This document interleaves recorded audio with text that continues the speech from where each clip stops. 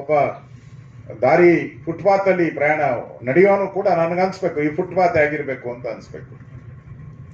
Electricity ಹೇಗಿರ್ಬೇಕು, ನಮ್ಮ water supply system ಹೇಗಿರ್ಬೇಕು, ಎಜುಕೇಶನ್ ಹೇಗಿರ್ಬೇಕು, ಭಾರತ ಕ್ರೀಡೆಯಲ್ಲಿ ಯಾವ ರೀತಿ ಮುಂದೆ ಬರಬೇಕು, ನಮ್ಮ ಧಾರ್ಮಿಕ ಭಾವನೆಗಳ ರಕ್ಷಣೆ ಆಗ್ಬೇಕು, ಹಿಂದೂ ಧರ್ಮ ಉಳಿಬೇಕು, ಈ ತರದೆಲ್ಲ ಭಾವನೆಗಳನ್ನು ವ್ಯಕ್ತ ಮಾಡುವಂಥದ್ದಕ್ಕೆ ಅವಕಾಶವನ್ನ ನಮ್ಮ ರಾಷ್ಟ್ರೀಯ ಅಧ್ಯಕ್ಷರು ನಮಗೆ ನೀಡಿದ್ದಾರೆ.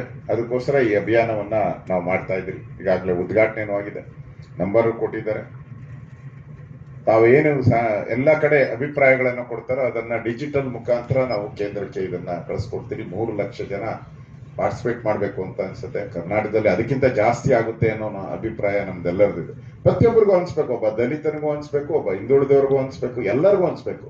ಈ ಪ್ರಣಾಳಿಕೆಯಲ್ಲಿ ನಂದೇನೋ ಒಂದು ಇದೆ, ನಾನು ಒಂದು ಸಜೆಷನ್ ಕೊಟ್ಟಿದ್ದೀನಿ ಅಂತ ಅನ್ಸ್ಬೇಕು. ಮತ್ತೆ ನರೇಂದ್ರ ಮೋದಿ ಅವರ 5 ವರ್ಷದ ಆಡಳಿತದಲ್ಲಿ ನಾವು ನೋಡಿದ್ದೀವಿ, 370 ಆರ್ಟಿಕಲ್ ಇರ್ಬೋದು, ಅಯೋಧ್ಯೆ ವಿಚಾರ ಇರ್ಬೋದು, ಈ ತರದ ಎಲ್ಲ ವಿಚಾರಗಳು ಇವತ್ತು ಚಾಲನೆಯಲ್ಲಿ ತಂದಿರುವಂತದ್ದು ಅದು ಮೋದಿ ಒಬ್ಬರೇ. ಇವತ್ತು ದೇಶಕ್ಕೆ ಅನ್ಸಿದೆ ಮೋದಿ ಗ್ಯಾರಂಟಿ ಮಾತ್ರ ಗ್ಯಾರಂಟಿ, ಉಳಿದ ಗ್ಯಾರಂಟಿಗಳೆಲ್ಲ ಬೋಗಸ್ ಗ್ಯಾರಂಟಿಗಳು, ಚುನಾವಣಾ ಗ್ಯಾರಂಟಿಗಳಷ್ಟೇ.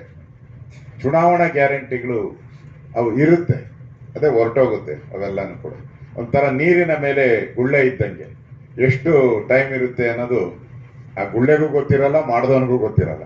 ಗಾಳಿ ಬೀಸಿದಾಗ ಅದು ಹೊರಟೋಗಿರ್ತದೆ. ಆದ್ರೆ ಮೋದಿ ಗ್ಯಾರಂಟಿ ಪರ್ಮನೆಂಟ್ ಗ್ಯಾರಂಟಿ.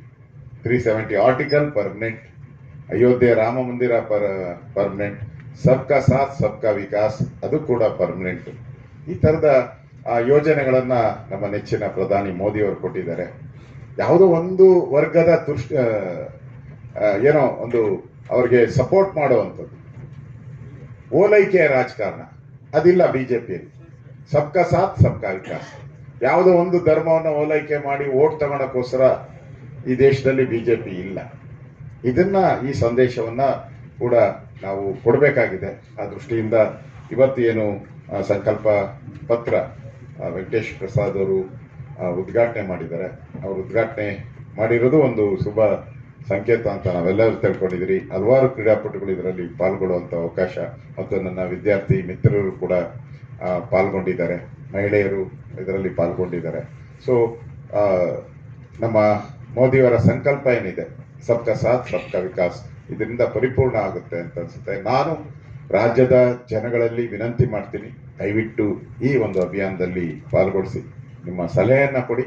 ಈ ಸಲಹೆಯನ್ನ ನಮ್ಮ ಕೇಂದ್ರದ ನಾಯಕರು, ನಮ್ಮ ಬಿಜೆಪಿ ಸರ್ಕಾರ ಇದನ್ನ ಚಾಲನೆ ಮಾಡುವಂತ ದೃಷ್ಟಿಯಿಂದ ಮುಂದಿನ ನಮ್ಮ ಭವಿಷ್ಯದ ಭಾರತವನ್ನ ನಿರ್ಮಾಣ ಮಾಡುವಂತ ದೃಷ್ಟಿಯಿಂದ ಈ ಒಂದು ಕಾರ್ಯ ಬಹಳ ಯಶಸ್ವಿ ಆಗಬೇಕಾದರೆ ನಿಮ್ಮೆಲ್ಲರ ಸಹಕಾರ ಬೇಕು ಅನ್ನೋ ಮಾತನ್ನು ಹೇಳಿ